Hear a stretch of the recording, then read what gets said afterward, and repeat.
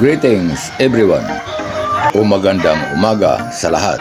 Sa pagkakataon na ito, ating pagmamasdan ang Bukang Liwayway.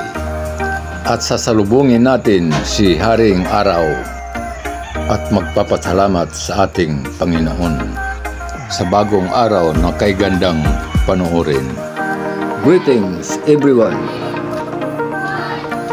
To the instructors, scout leaders, all participants, good luck and God bless. Ang masasabi ko, you are the asset of our mission sa mga taong darating. Once again, good luck.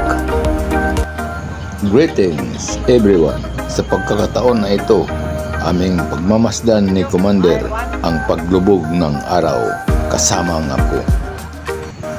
At ito na ang ating makikita sa nasabing lugar.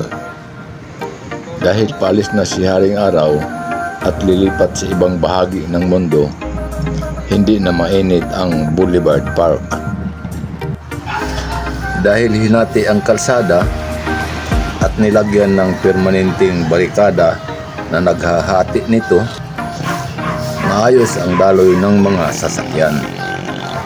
Kahit nakaparada sa tabi ng Boulevard Park ang mga sasakyan ng namamasyal. Dito sa may kalayuan, kitang-kita natin ang galaw ng mga tao sa loob ng nasabing park. At mababasa rin natin ang mga litra na nagsasabing I love Zamboanga City. Dahil malapit lang ang Grandstand Sport Complex sa Boulevard Park, ating pupuntahan at pag-uusapan ang mga pangyayari at pag-ayos nito.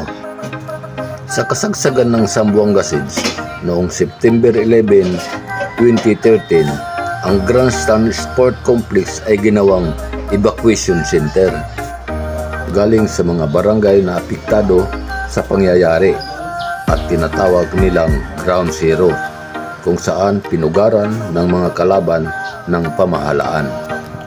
Sa pag-alis ng mga tao, ang evacuation center malaking pagkasira, lalong-lalo na sa rubberized na oval. Ang rubber ginawang panggatong.